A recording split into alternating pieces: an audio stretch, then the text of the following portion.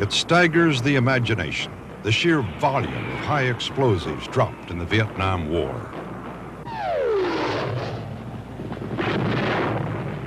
American warplanes delivered almost 7.5 million tons of bombs, more than 3 times our total for all of World War II.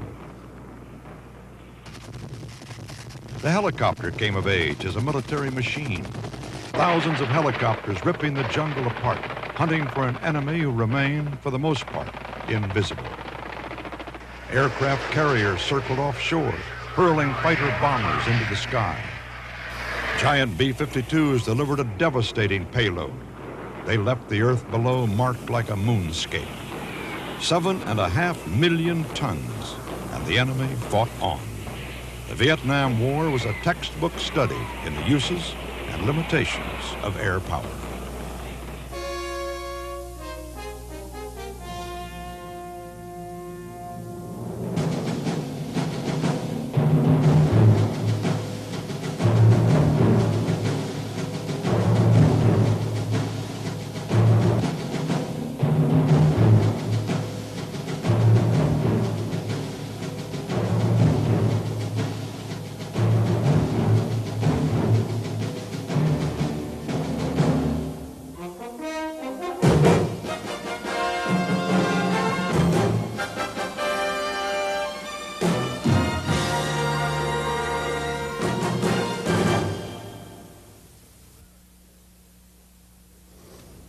The American air war in Vietnam dates back to 1954, when communist forces overran the French at Dien Bien Phu.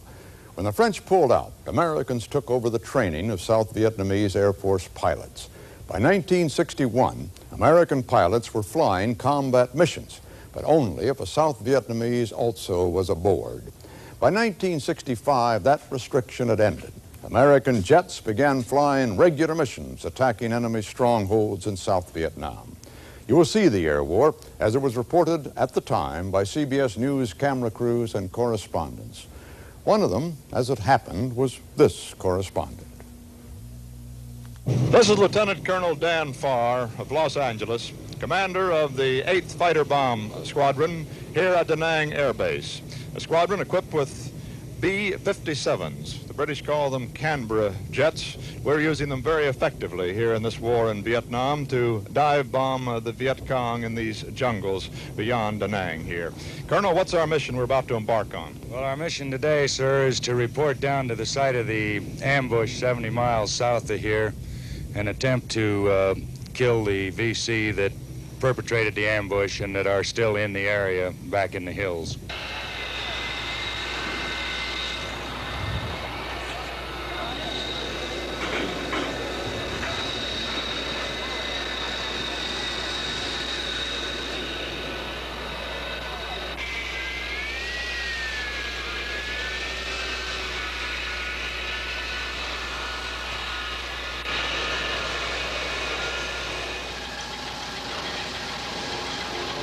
The area we're going to bomb is only about 70 miles from Da Nang Air Base, but it's a long 70 miles out there to where the war is being fought.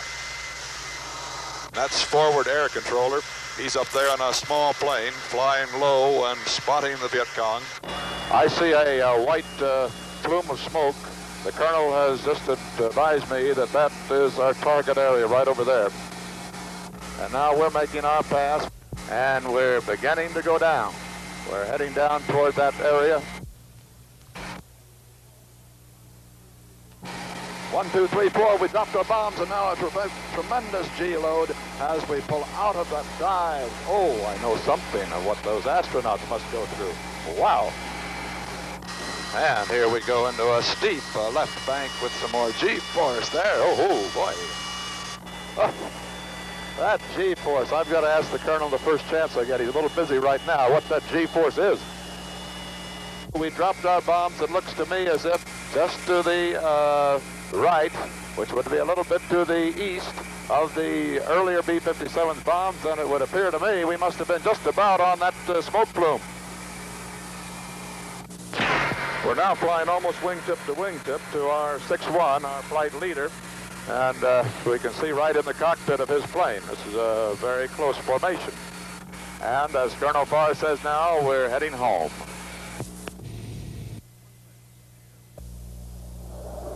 One measure of the air war was the number of sorties flown. A sortie is one mission by one airplane or helicopter. In the course of the Vietnam War, American aircraft flew almost 14 million sorties. These were some of the warplanes used: Phantom, Corsair, Intruder, F-111, Thunder Chief, B-52, Skyhawk,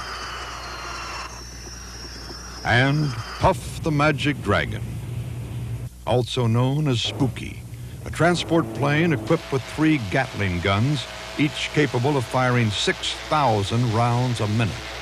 It flew at night to avoid ground fire, but carried flares to light up enemy positions. Puff was especially valuable in defending bases against nighttime attack. A terrifying barrage of fire also was provided by helicopter gunships. One day in 1967, Bruce Morton went along on a helicopter mission. Below is the Iron Triangle, a free strike zone. Anything unusual down there is a target.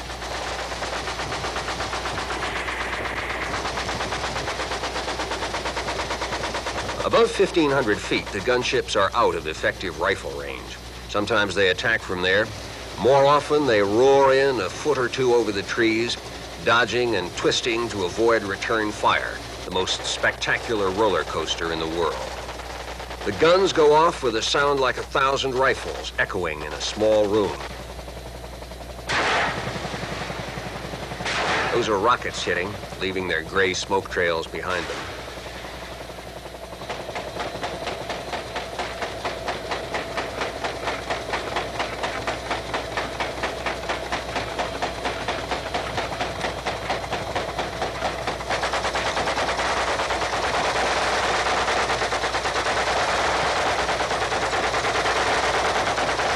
Most of the targets are anonymous, like these. The thousands of rounds are aimed at map coordinates or a landscape feature, a hillside, a few houses. The pilots see their tracers going in. Sometimes they see the enemies coming back. They seldom see people.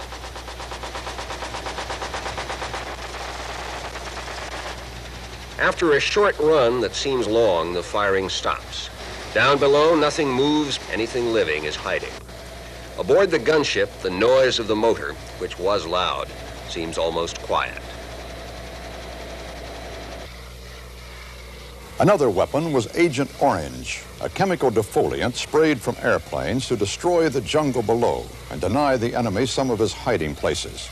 The chemical also was used to destroy enemy food crops. More than 80,000 tons of these chemicals were dropped on Vietnam. They produced a continuing controversy. All the profits went to Dow. All the profits went to Dow. Thousands of American soldiers were exposed to Agent Orange. Many of those later developed cancer or other disorders and believed that Agent Orange was the cause. A class action suit against the manufacturers was settled out of court for $180 million. The effect on Vietnam's trees was easier to measure. 5.5 million acres of forest were partly destroyed, an area about the same as the state of Massachusetts. The air war took shape in South Vietnam, but it soon involved all of Indochina. Raids on North Vietnam began in 1964 as occasional reprisals for enemy attacks. The next year, 1965, a continuing bombing of North Vietnam began. It was called Operation Rolling Thunder, and it was the subject of fierce debate. Military leaders have been urging massive raids on North Vietnam. Air Force General Curtis LeMay suggested we bomb that country back into the Stone Age.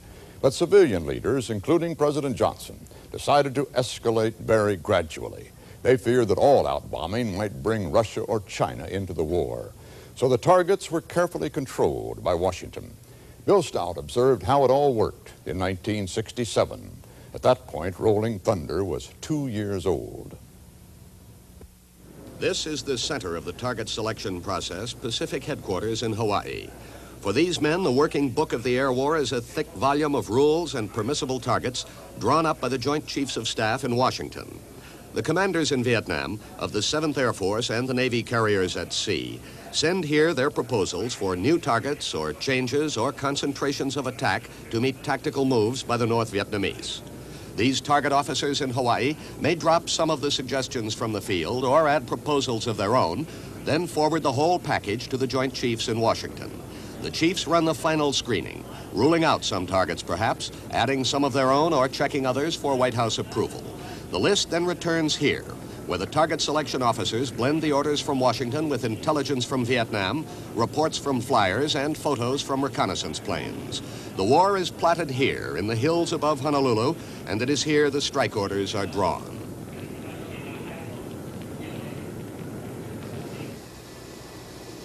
There may be further refinement of the target list at Task Force 77, the powerful Navy strike group in the Gulf of Tonkin. The big punch of the force is delivered by air, by the planes of the carriers. There were 3 in the Gulf when this report was made a few days ago, the Kitty Hawk, Coral Sea, and Ticonderoga. Their fighters, bombers, and reconnaissance planes account for half of all the missions into North Vietnam.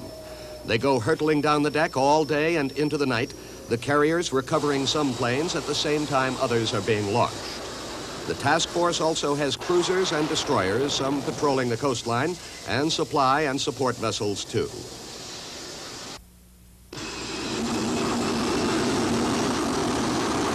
There are nearly 5,000 men on each carrier, all straining to give one flyer at a time, a view like this of a single target in North Vietnam. These strike films provided by the Navy give some slight idea of what it's like. Targets that would be hard to find even without the missiles and anti-aircraft fire. The North Vietnamese are often ingenious. In one of these strikes, Admiral Richardson and his flyers found a whole string of railroad cars that had been passed over. The Vietnamese had painted 2 parallel lines on top of the cars so that a whole freight train looked like a stretch of empty track. But when the strike photos were studied on the Kitty Hawk, the experts looked beyond the rooftop paint job. The flyers went back and blasted the train. The big air base at Da Nang in South Vietnam is shared by the Marines, but they fly very few missions to the north. Here, that part of the war is almost entirely Air Force. Shortly before the recent truce, CBS News went to Da Nang to cover a single mission over North Vietnam. It's here the decisions made in Honolulu and at the Pentagon finally are translated into men and machines, into rockets and bombs. Bomb tonnage figures are classified, but it's believed the total dropped on the north has been running at the rate of about 250,000 tons a year. Impressive, but far less than a single atomic bomb. On this mission, there were F-105 fighter bombers that usually operate from bases outside Vietnam. There were also F-4 Phantoms scheduled to fly escort in case MiGs went up to challenge the bombers. These are among the most complex and sophisticated aircraft in the world, but they're flown by men, and men need instructions. Good morning, gentlemen. Your target for this afternoon, as advertised, is the Mo Trang Railroad Bridge, North Vietnam. The geographical coordinates are 213030 north, 1060750 east. The target itself is an unserviceable railroad bridge under construction. It is considered to be probably deck type with 3 spans, 280-foot single track. There are 2 concrete piers and 2 concrete abutments that have been complete. Your route into the target from Da Nang through standard refueling over the Gulf of Tonkin, coasting in on the island point is shown, staying well clear of the Communist Chinese border. You will then ingress just north of the flak area as shown outlined in black. These are very heavy AAA 37, 57, and 85 100-millimeter anti-aircraft sights. You will also notice that you're staying just north of the surface-to-air missile range, as outlined in red. Very heavy activity can be expected in the target area. Activity also has been very heavy, these 2 sites just northeast of Hai Phong. Coming in, you will then enter the SAM envelope, passing north of Kep Airfield.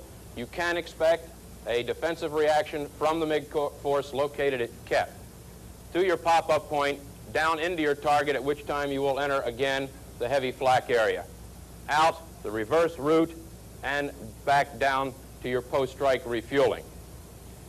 If you are hit, gentlemen, by any type of defenses, your best chance of rescue is provided out in the Gulf of Tonkin. Try and stay with your aircraft as long as possible. Make sure you do clear the shoreline. Give the Jolly Greens and the rest of the SAR people a good chance to pick you up off the shore. If you're down close to shore, you can expect a heavy defensive reaction from shore batteries. The fighter pilots have heard about the target, how to get in and get back. Then they gather in a squadron briefing to talk about tactics over the target. The flight leader today is Colonel Don Stanfield. Call the SAM to me with a standard call. Otter flight, SAM, 11 o'clock. As soon as I pick it up, I'll watch it through the windscreen. If the SAM doesn't move in any direction, we know it is being guided to our formation. If it moves a little to the left or the right or around from its original position, we know it's generally not headed towards our flight. In which case, we'll disregard it, not execute a break, just keep our eyes on it. If I think it's going to engage our flight, I will call a SAM break. Otter flight, break now. We will take our aircraft down and take them down fast. As soon as the SAM has passed us, we'll continue our maneuver on back up, back into our cover mission for the strike aircraft. In the personal equipment room, just in case they fail to outrun the enemy, much of their preparation is designed for survival, just in case a plane goes down. Everything from fishing kits to signal radios and sidearms. The last piece of gear on the way out the door is the helmet, a custom fit, and each man checks to make sure he gets his own.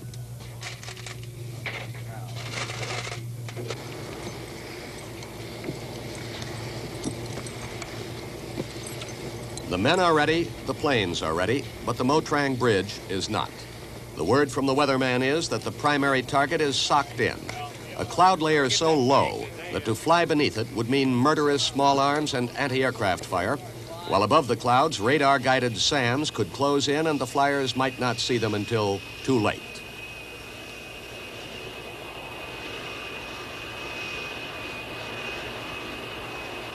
Around the secondary target, no MiGs are expected, so the Phantoms are stripped of most of their armament and loaded with bombs. On the secondary, instead of flying escort, they will work as bombers too.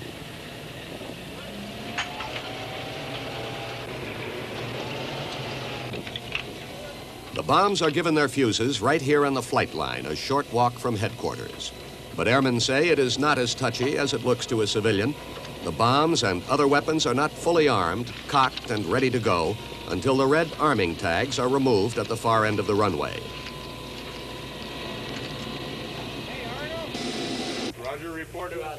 The Da Nang Tower is one of the busiest in the world. Under the rules of U.S. partnership in this war, the man in charge of the tower is a Vietnamese.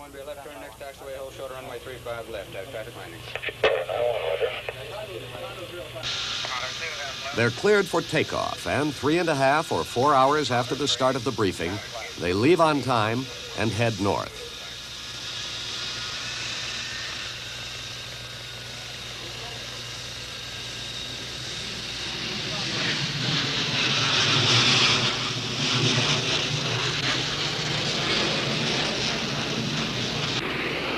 In 2.5 hours, they will be back. Hopefully, all of them will be back.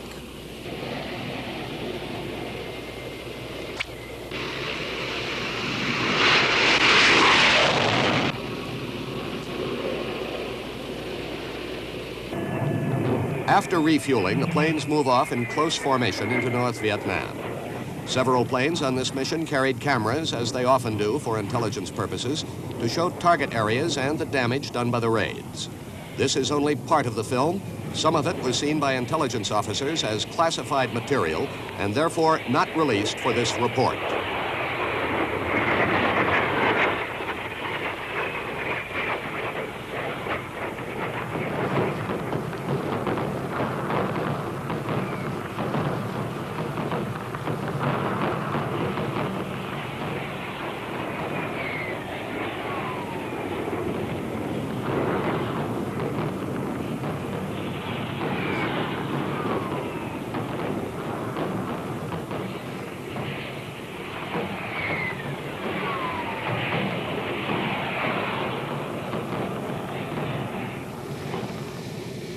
2.5 hours after takeoff, almost to the minute, they return to Da Nang. The men on the flight line and in the fueling area stand much the same vigil as their predecessors did in World War II and even World War I. They have no radio communication. They count the planes as they come in.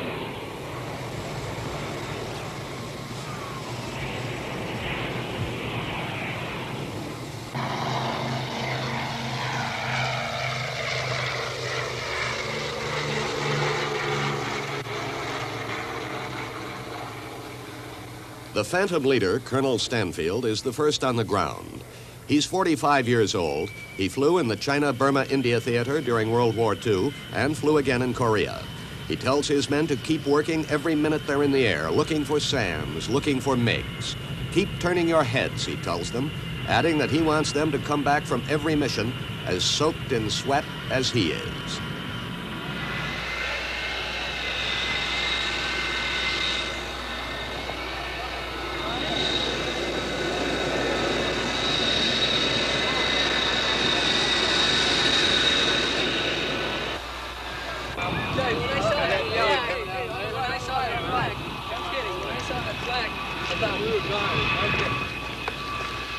Their exuberance is genuine, partly pride in the job they've done, partly relief. It's been a good day. No one was hit. They all came back. That's the most sophisticated defense area that I think any military forces have ever been forced to face. And if it's bad now, imagine what it will be 6 months from now, then a year from now. They keep building on it. It is a very sophisticated defense, and it will get tougher. And your operations will have to be tailored to it. I've heard some of the pilots say that it's worse around Hanoi than Berlin was in World War II. What do you think of that? Well, some days our people go in and there's appears to be light to moderate flak, and there are other days in which the air turns brown. Operation Rolling Thunder was a high-risk occupation. North Vietnam's air defenses became increasingly effective, using weapons provided by China and Russia. The surface-to-air missiles, SAMs, could sometimes be avoided and sometimes not. Many pilots who survived became prisoners of war, captured and often beaten by the people they had just been bombing. Then they were taken to prisons where most were brutalized again. Some pilots were luckier. On this day in 1967, a warplane landed on the carrier Intrepid with part of one wing missing. Did the enemy throw up much resistance today? Very heavy, some of the heaviest I've ever seen. We had surface-to-air missiles, heavy anti-aircraft fire, and there were MiGs in the area, although we did not see any. I was hit in the wing. I understand your planes have been hit before. Yes, I've been lucky. I've been hit 7 times. I was shot down once, managed to make it over the water and ejected, picked up safely.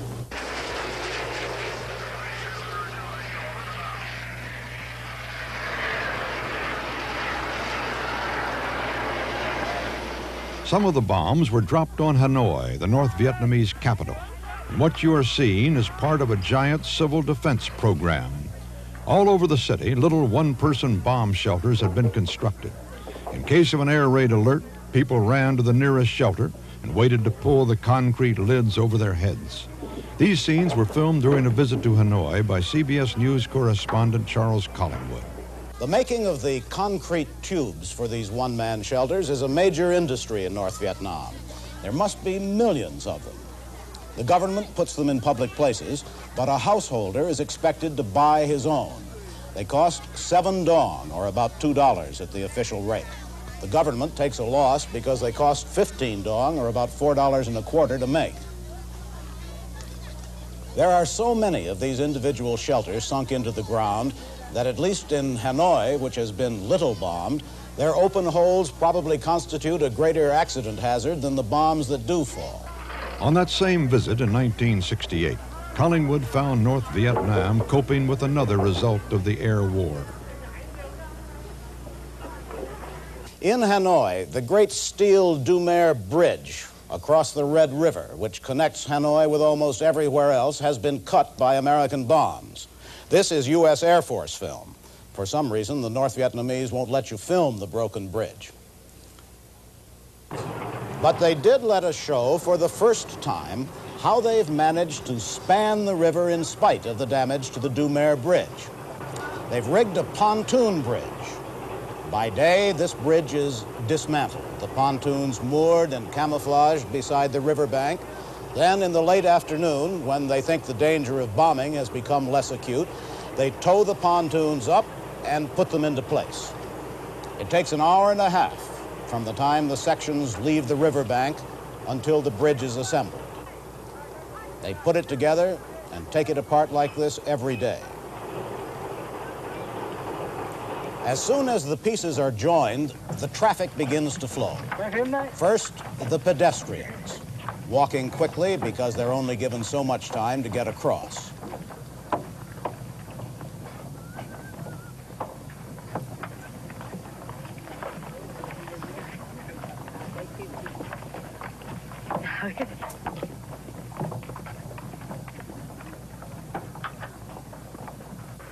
After the pedestrians, the vehicles, mostly military, mostly Russian-made, many of them new, some from China, Czechoslovakia, and Poland, as well as from Russia.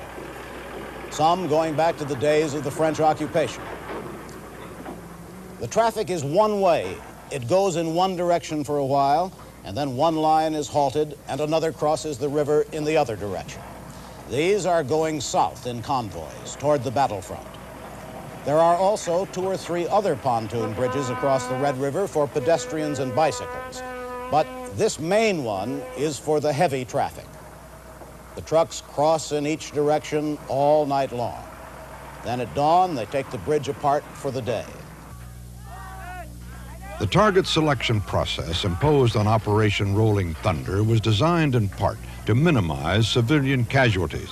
But inevitably, civilians were wounded or killed in the raids on the north.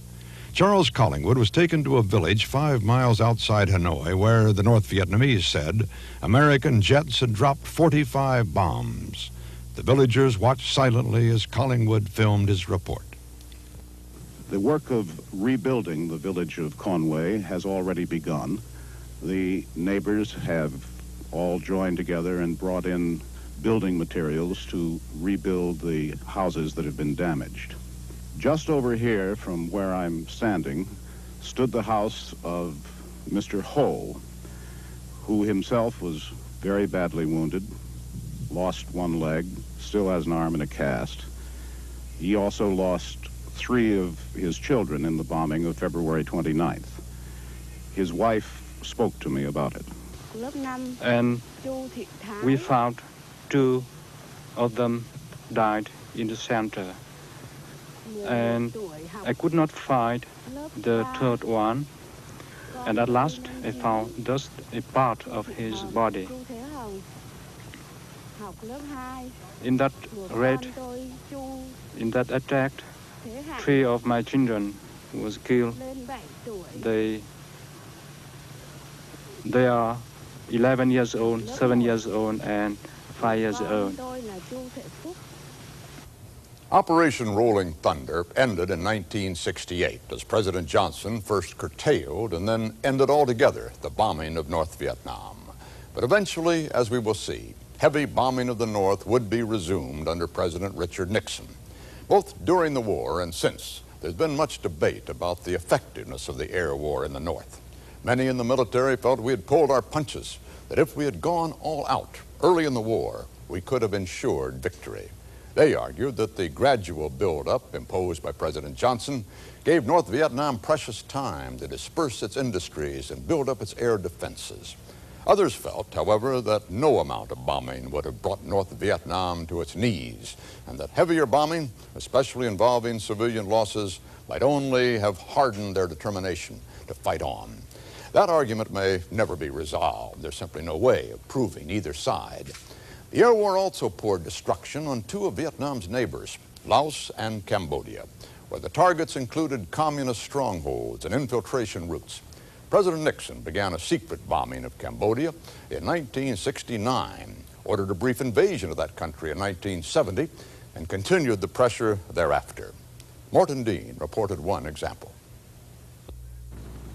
These men are commuters. Every day they commute to work across the border to Cambodia.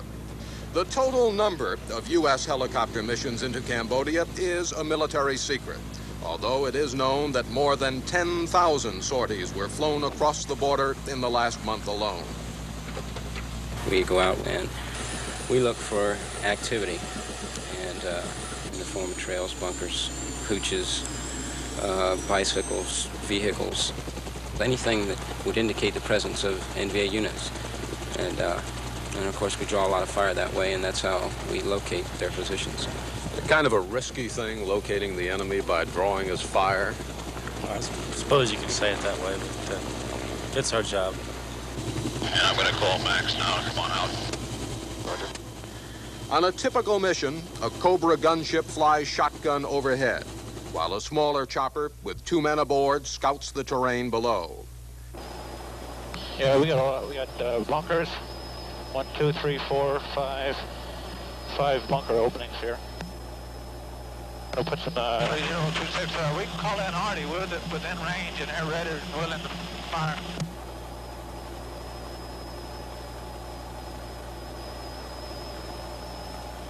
I'm gonna put some more 60 in the hooch here. Go ahead.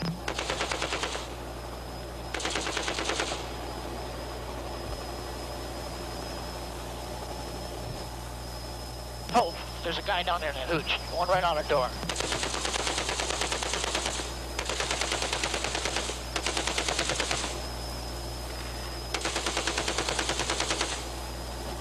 We got a fire on that one there. I think there's a tunnel complex under this too. I see a lot of openings in the ground. When more firepower is called for, it is the Cobra's time to uncoil. What's supposed to be down there?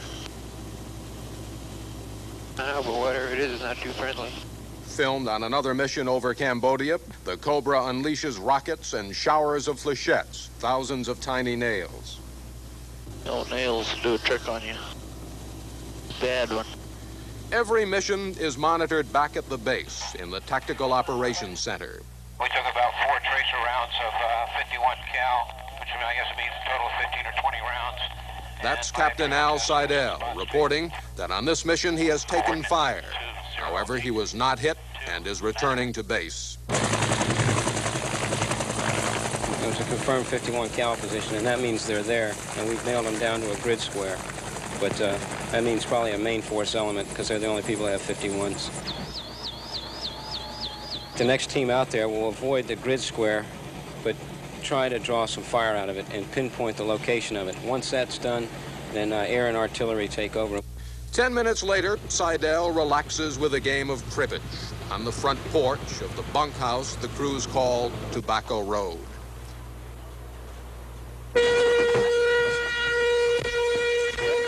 Suddenly, the card game is interrupted by a sound that no one at Quan Loy likes to hear.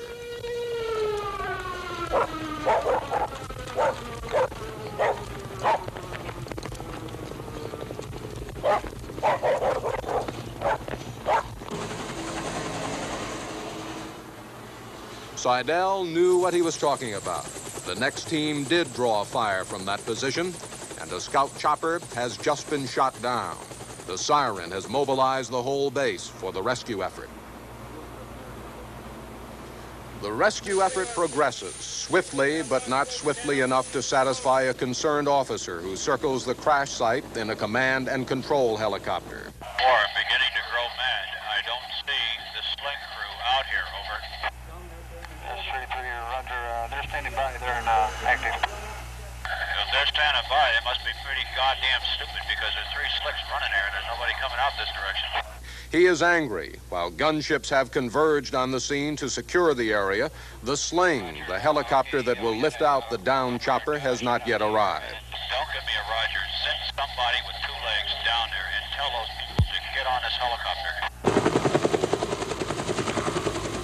The crewmen have been picked up. They are unhurt. Their rescue was a carefully coordinated team effort all the way. And hit the oil cooler, went through there. There was oil all over the place. It started, I had the engine oil bypass, got the caution light, and it started going up. And Got up to about 140, I think, before we could find an area to put it down in. It was a real bad area. No structure. Well, like I said, I only saw that one area. I don't know how bad it was hit because we took off. They came in and picked us up. Fun and games. As you may recall, that report mentioned helicopters firing thousands of tiny nails at enemy positions. What sorts of weapons were these? Correspondent Dean decided to find out. The nails, or flechettes, as the manufacturer has labeled them, are carried aloft in these rockets by a Cobra gunship, each rocket packed with more than 2,000 nails, one of the deadliest anti-personnel weapons now in use. 10 rockets will carry almost as many nails as used to build a typical 3-bedroom ranch house with garage. The payload of 2 rockets can tattoo an area the size of a football field, probably wounding or killing everyone in the area. This is the delivery system for the flechettes, for the nails. Right. Now, the entire basic round consists of the motor, which is forward of the fins, to this particular point. From the dark portion up to this point is comprised of the nails and the charge that pushes the nails out of the tube when it does fire. When it fires, this cone moves off and the nails will disperse out into a pattern. Now the nails are all packed very tightly in there. Maybe you could show us just what they look like.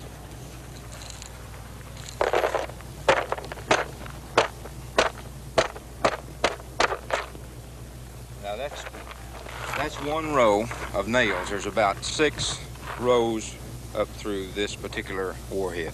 Now this is the red dye we see when the nails are fired. Right. What purpose does the dye serve?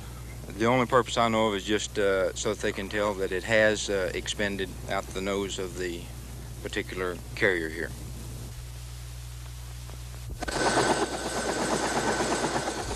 Correspondents are not permitted to fly actual combat missions in the gunship, but we were able to join Captain Bill Bunton on a maintenance run to check his weapons systems in a free fire zone.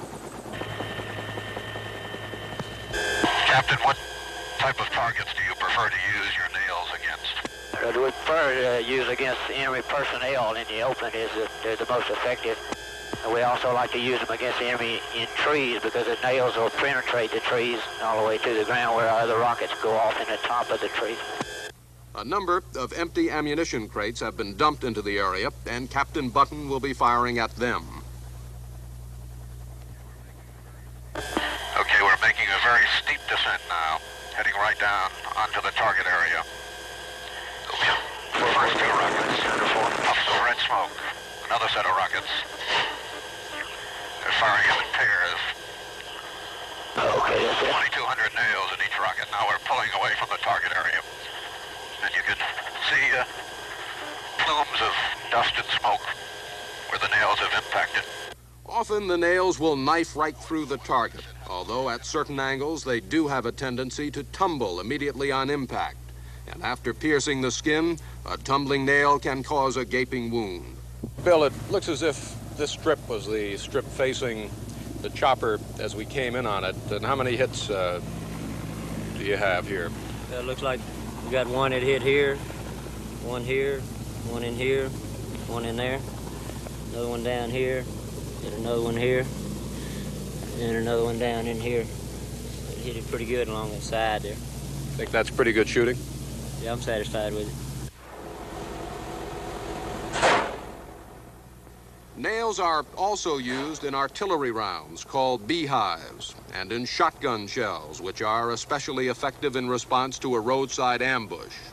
In a war where Allied troops use laser beams to locate their targets, scopes that permit them to see in the darkness of night, computers to guide their jet bombers, it is rather unusual to find that nails, inexpensive, not quite 1.5 inches long, something you could hang a picture on, are such an important part of the U.S. arsenal. Those nails may have been one of the strangest weapons in Vietnam, but they were only one part of a huge arsenal of destruction. Robert Shackney was shown some other examples. Here you see what we call a CBU dispenser. The bomblet itself, and this large dispenser, is filled with approximately 400 smaller bomblets that weigh approximately 3 pounds each. This particular item, as you see it here, is not dispensed from the aircraft, or it doesn't fall off the aircraft like a bomb does. It distributes these smaller bomblets that are contained inside of it out behind the aircraft. This is a 1,000-pound bomb, and it happens to be the largest piece of ordnance the F-100 carries. This bomb, the general purpose high explosive, is very effective, and especially if we use a delayed fuse on it. It penetrates about 8 to 10 feet into the ground and makes a tremendous crater. This particular bomb about 50 feet across at times if it goes off, and it will, of course, obliterate any of the enemy's bunkers or his heavily defended areas.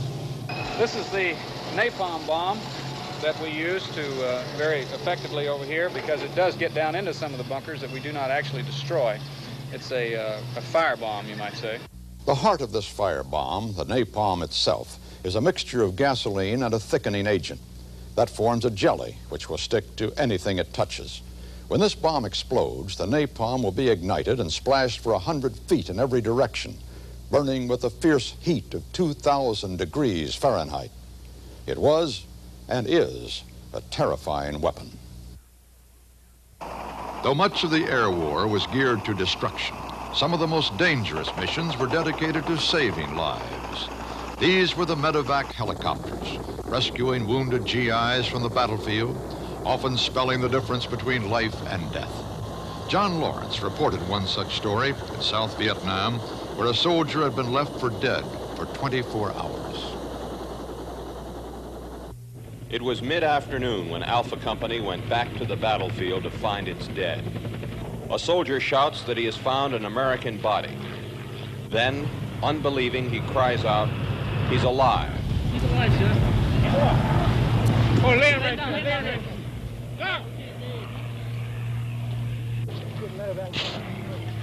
In fact, PFC Steve Hamlin of Lamont, California, is just barely alive, a bullet wound in his head. A buddy had seen him shot the day before and reported him dead. Mostly it's gone. Hamlin was new to Alpha Company, and few of the other men knew much about him. Someone said he had just had a birthday, his 18th. Now begins a desperate and dramatic effort to keep him alive. The first responsibility belongs to the young medic, Specialist 5 Jasper Pasalacqua. Doc, you think Give me off. think you can save him? Oh, I think he'll make it all right. He'll live, sir. 803, this is Crossbuck 5. I have a patient for you. Do you know about where we were located yesterday? Purple smoke marks the landing zone as the medevac helicopter arrives a few minutes later. This is Alpha Company's last look at the new PFC so few of the men ever got to know.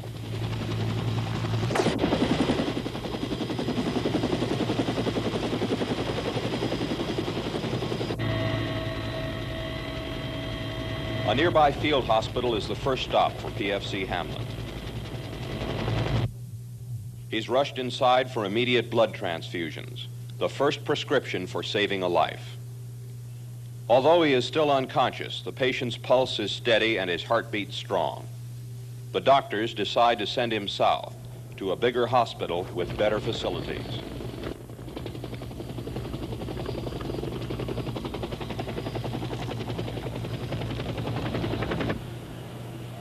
This is the patient's second stop, the 85th Evacuation Hospital at Quignon. It has now been 3 days since he was wounded, 2 days since undergoing major surgery. His doctor is neurosurgeon Robert Fitzgerald.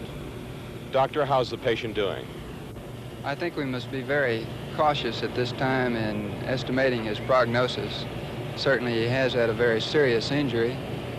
However, he has survived this far, and things do appear to be looking up a little bit for him. For the third time in 3 days, Hamlin is moved, this time to the airport for a flight from Vietnam to the Philippines and the huge hospital at Clark Air Force Base. This is the face of the young PFC who has been unconscious since he was shot and unaware of the fantastic effort to keep him alive. A few months later, Private Hamlin was recovering at Letterman Army Hospital in San Francisco.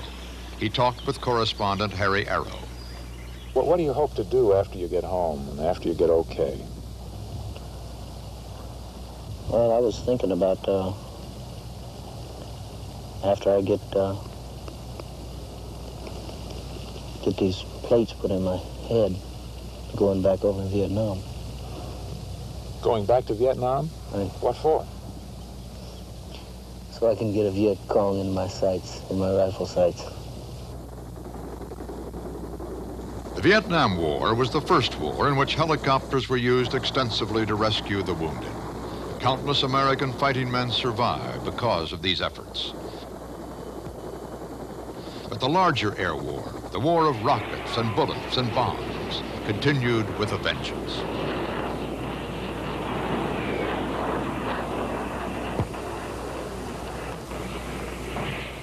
One of the biggest targets of the Vietnam Air War was Laos. It was second only to South Vietnam in tonnage dropped. The bombing of Laos was 2.5 times that of North Vietnam. Some of the raids were aimed at communist insurgents, and others at the Ho Chi Minh Trail, the system of roads that the enemy used to carry men and supplies to the south. That campaign expanded in 1968 after the bombing of North Vietnam was halted. Many of the warplanes were reassigned to missions over Laos.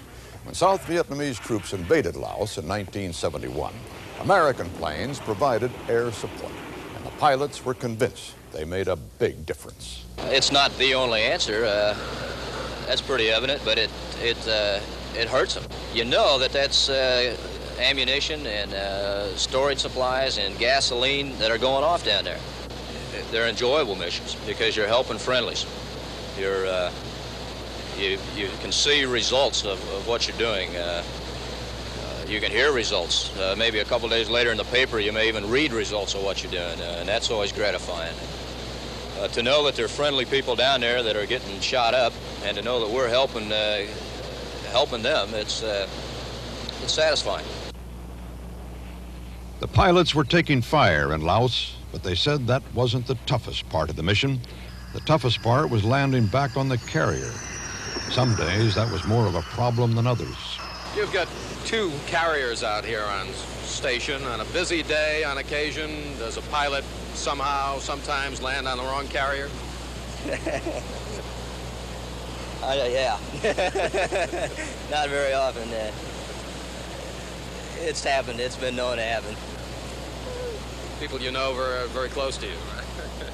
Maybe you can see me blushing, but well, it's happened before, and I did it once. There's been a lot of guys do it, but I'm not going to be the first to do it twice, I'll tell you that.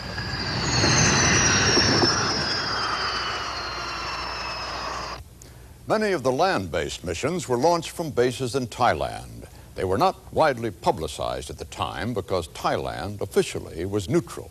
But the bases were there and busy, as Phil Jones discovered in 1971.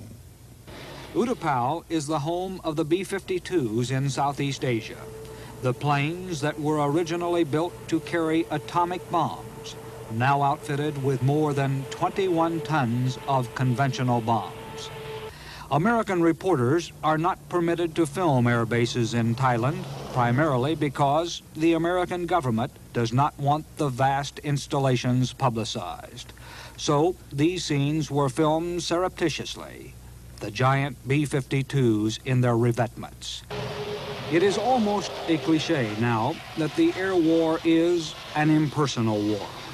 The men who drop the bombs rarely see their targets or the results of their bombings. This is especially true of the men who fly in the B-52s. We talked with some of these crewmen as they relaxed off base just a few hours after a mission. They are professionals with no qualms about their job. They are convinced it is right and necessary. I feel that it does a lot of good. I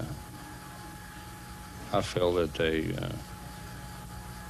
that the bombing doesn't kill any more than is necessary to accomplish a mission.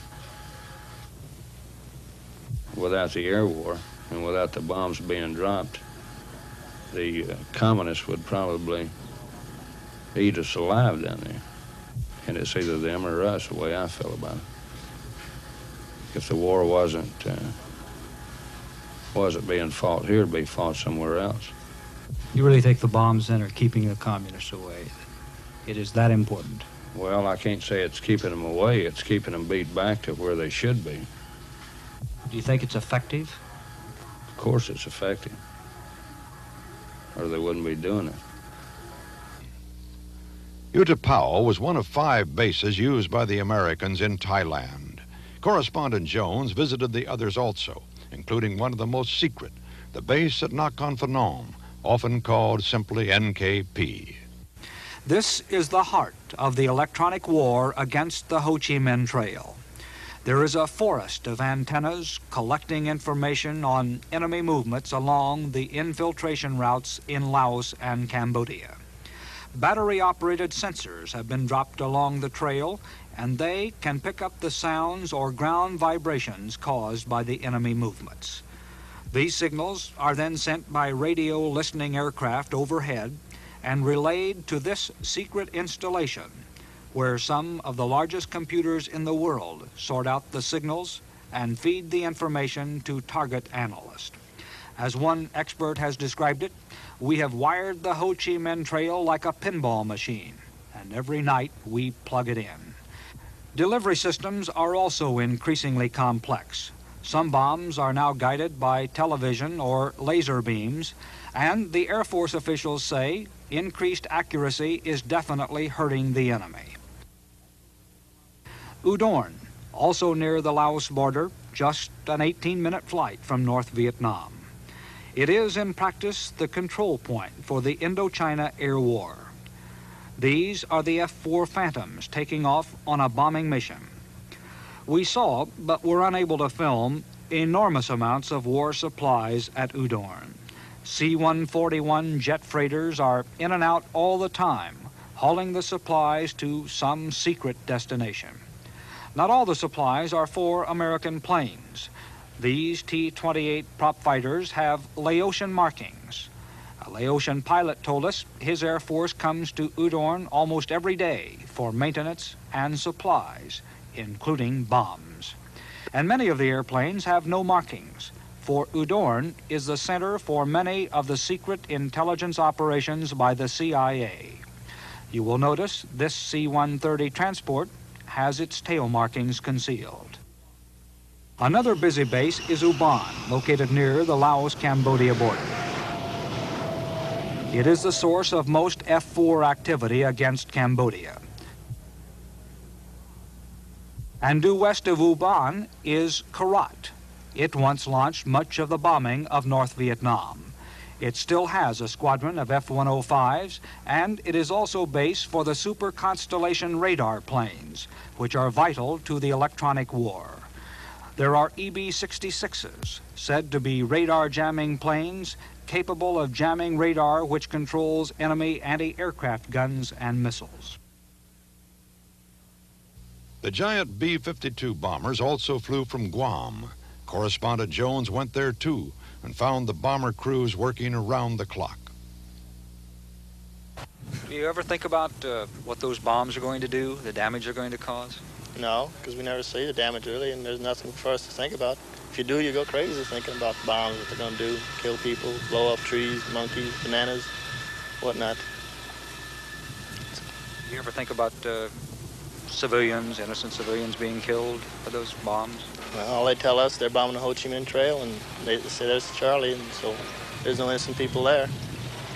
So what can we do? 5, 4, 3, 2, 1, now. 0730 Zulu, 1730 The pre-flight local. briefing, routine and technical, with only the words from the chaplain reminding them of what they are about to do.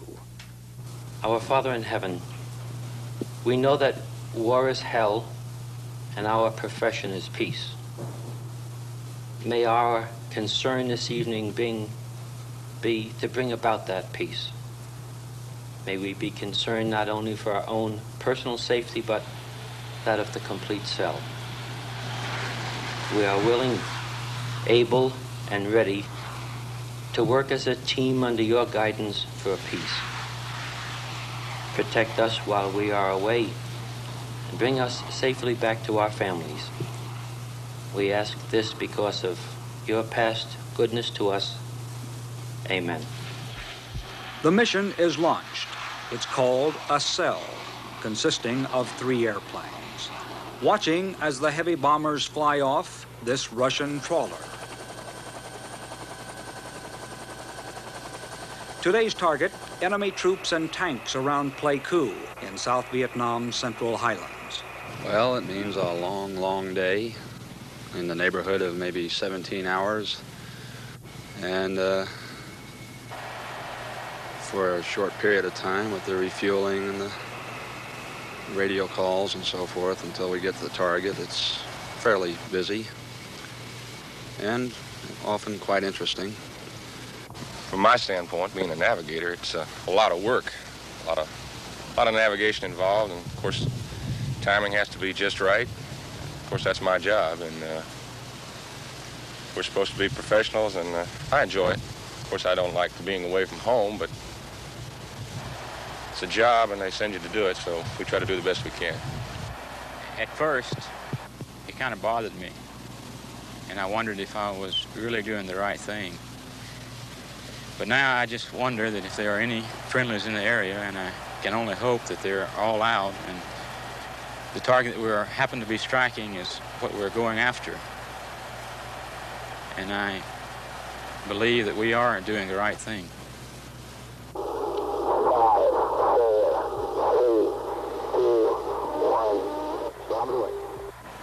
I've talked to a couple of these Marines that have been on the ground that we saved down there at Con-10, Quezon.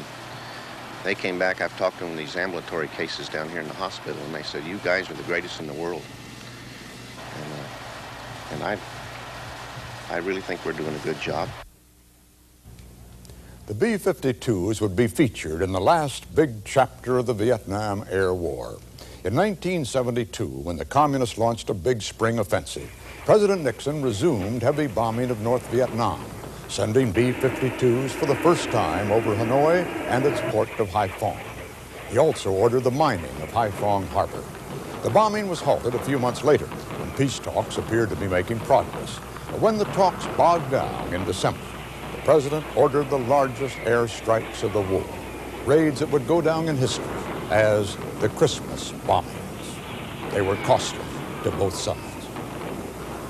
Last night, a U.S. Air Force B-52 crashed approximately 30 miles northwest of Hanoi after sustaining battle damage over North Vietnam. The 6 crew members are missing. 15 B-52s were shot down, along with 11 other American warplanes. North Vietnamese officials proudly displayed the wreckage. But American planes succeeded in dropping 40,000 tons of bombs around Hanoi and Haiphong. Again, many of the B-52s flew from Utapao in Thailand. As it happened, Bob Hope was also there, conducting a Christmas show for the troops. Yes, sir, this is the home of the B-52, sometimes known as Buff. Big, ugly, friendly fella. Especially when it's not dropping an egg roll on you. Television cameras were allowed to film the B-52 crews watching the Christmas show, but were not allowed to interview them about the renewed bombing of the North. Off camera, many flyers seemed to approve the heavy air strikes. "We should have done it 6 years ago," said one. The designated targets were military targets, and most of the bombing was accurate. But there were exceptions, and the world took notice. A Swedish reporter, Eric Eriksson, described some of the damage. This is Hanoi, a little more than a week after the heavy aerial attacks carried out by B-52s and fighter bombers. I was here in Hanoi 2 months ago. When I returned here a few days ago, it was not the same Hanoi I saw. Parts of this city do not longer exist. This is one of the bombed areas, the living quarters along the Cam Tien Street. I was told that 215 people were killed here. I have been in this area before, and I have never been able to see anything that could be described as a military target. One of the residents of this area is Mrs. Le Kim Wan. She says, bombs fell right on the house where 8 members of my family were, and they were all killed. This is the Bach Mai Hospital in Hanoi. It used to be the biggest hospital in North Vietnam. It was bombed on December the 22nd, early in the morning. Today, more than 2 weeks after the bombings, the staff are working here to clear up among the ruins. There is no doubt that this hospital does not function as a hospital any longer.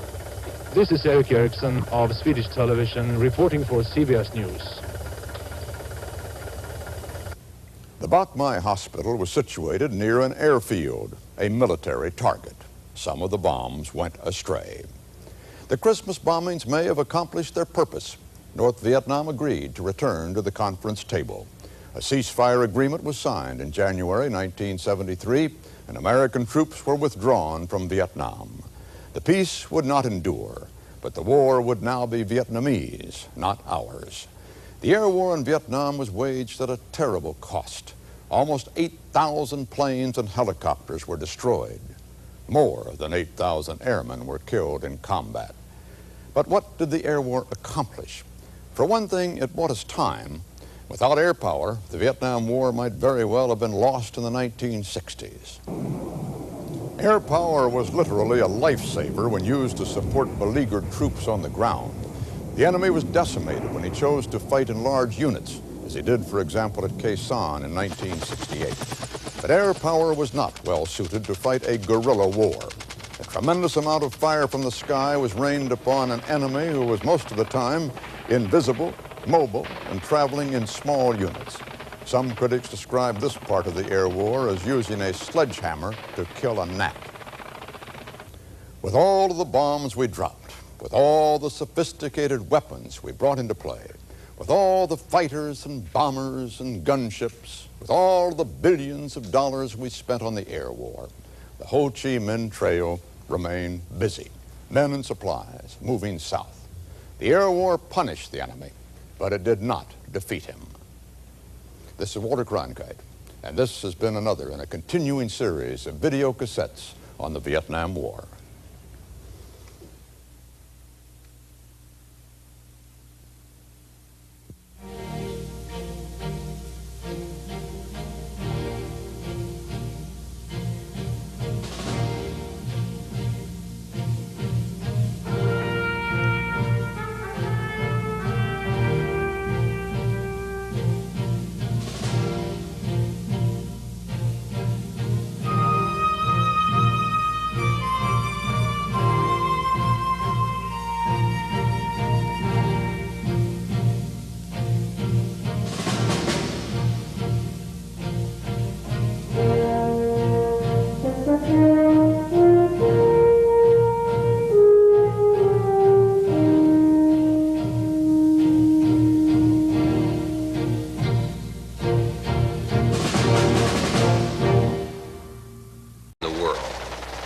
Guns go off with a sound like 1,000 rifles echoing in a small room.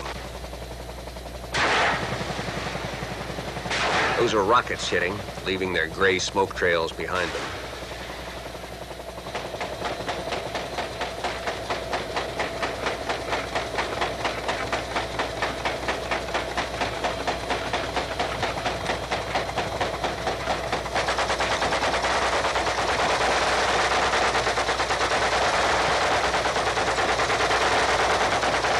Most of the targets are anonymous, like these. The thousands of rounds are aimed at map coordinates or a landscape feature, a hillside, a few houses. The pilots see their tracers going in. Sometimes they see the enemies coming back. They seldom see people.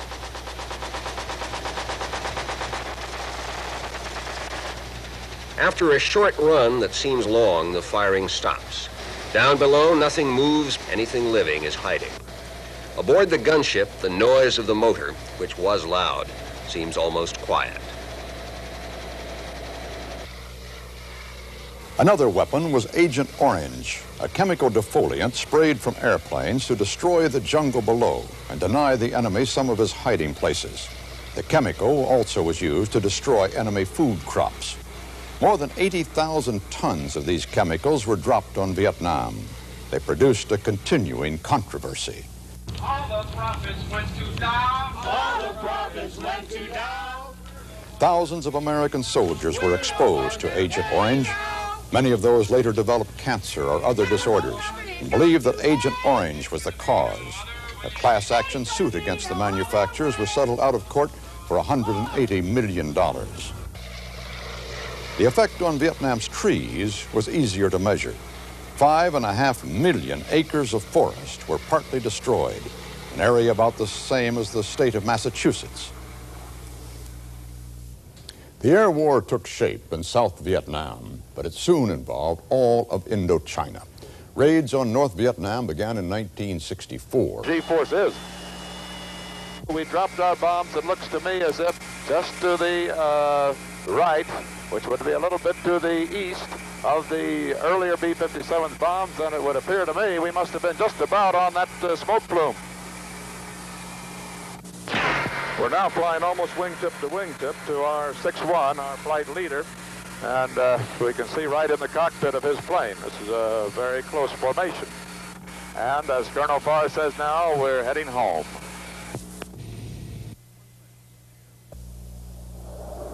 One measure of the air war was the number of sorties flown. A sortie is one mission by one airplane or helicopter. In the course of the Vietnam War, American aircraft flew almost 14 million sorties. These were some of the warplanes used: Phantom, Corsair, Intruder, F-111, Thunder Chief, B-52, Skyhawk, and Puff the Magic Dragon, also known as Spooky, a transport plane equipped with 3 Gatling guns, each capable of firing 6,000 rounds a minute. It flew at night to avoid ground fire, but carried flares to light up enemy positions. Puff was especially valuable in defending bases against nighttime attack. A terrifying barrage of fire also was provided by helicopter gunships. One day in 1967, Bruce Morton went along on a helicopter mission. Below is the Iron Triangle, a free strike zone. Anything unusual down there is a target.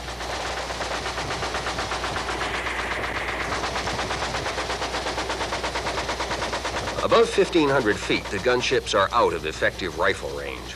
Sometimes they attack from there. More often, they roar in a foot or two over the trees, dodging and twisting to avoid return fire, the most spectacular roller coaster in Vietnam.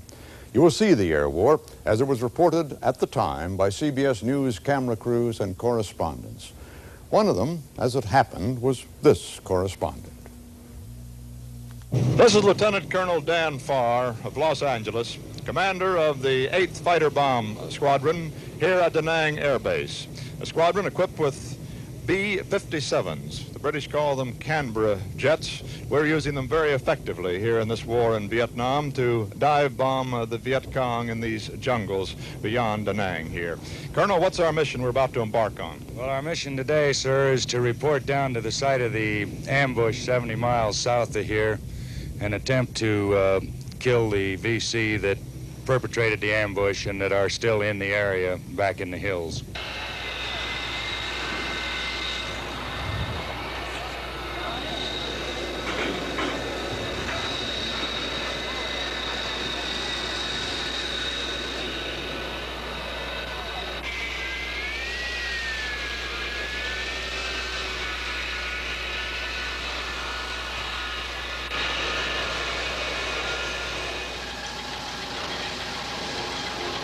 The area we're going to bomb is only about 70 miles from Da Nang Air Base, but it's a long 70 miles out there to where the war is being fought.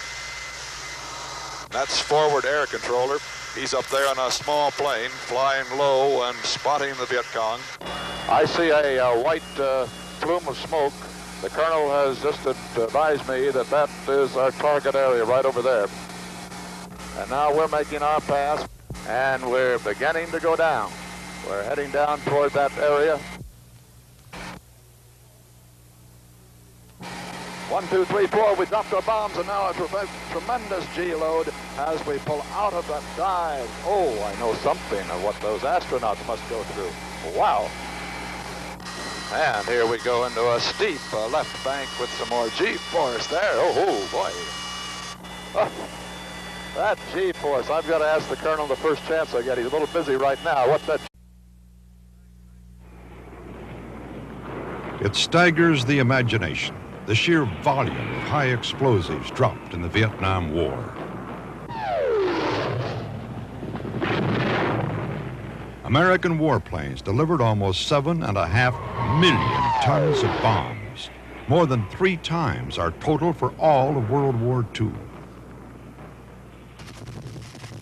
The helicopter came of age as a military machine. Thousands of helicopters ripping the jungle apart, hunting for an enemy who remained, for the most part, invisible.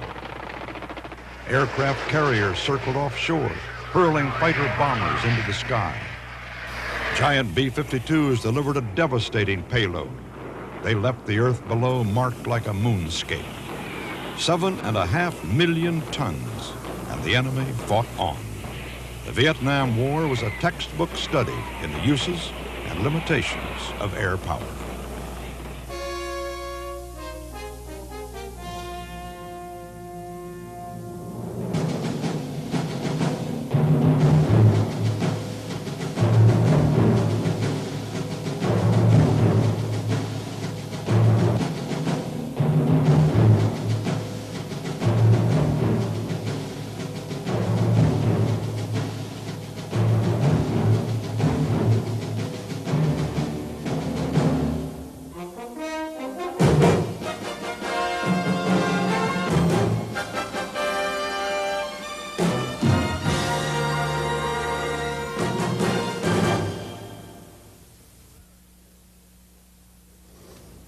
The American air war in Vietnam dates back to 1954, when communist forces overran the French at Dien Bien Phu. When the French pulled out, Americans took over the training of South Vietnamese Air Force pilots. By 1961, American pilots were flying combat missions, but only if a South Vietnamese also was aboard. By 1965, that restriction had ended. American jets began flying regular missions, attacking enemy strongholds in South Vietnam as occasional reprisals for enemy attacks. The next year, 1965, a continuing bombing of North Vietnam began. It was called Operation Rolling Thunder, and it was the subject of fierce debate. Military leaders have been urging massive raids on North Vietnam. Air Force General Curtis LeMay suggested we bomb that country back into the Stone Age. But civilian leaders, including President Johnson, decided to escalate very gradually. They feared that all-out bombing might bring Russia or China into the war. So the targets were carefully controlled by Washington. Bill Stout observed how it all worked in 1967. At that point, Rolling Thunder was 2 years old. This is the center of the target selection process, Pacific Headquarters in Hawaii. For these men, the working book of the air war is a thick volume of rules and permissible targets drawn up by the Joint Chiefs of Staff in Washington.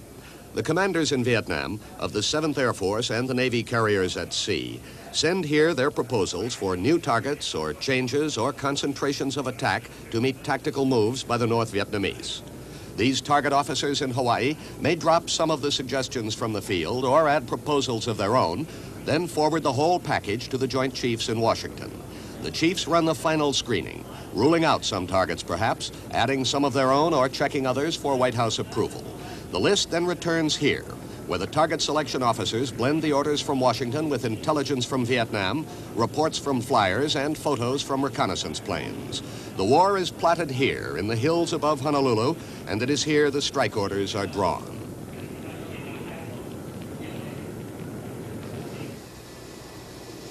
There may be further refinement of the target list at Task Force 77, the powerful Navy strike group in the Gulf of Tonkin.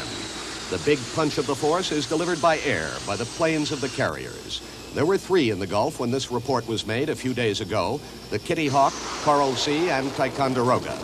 Their fighters, bombers, and reconnaissance planes account for half of all the missions into North Vietnam. They go hurtling down the deck all day and into the night, the carriers recovering some planes at the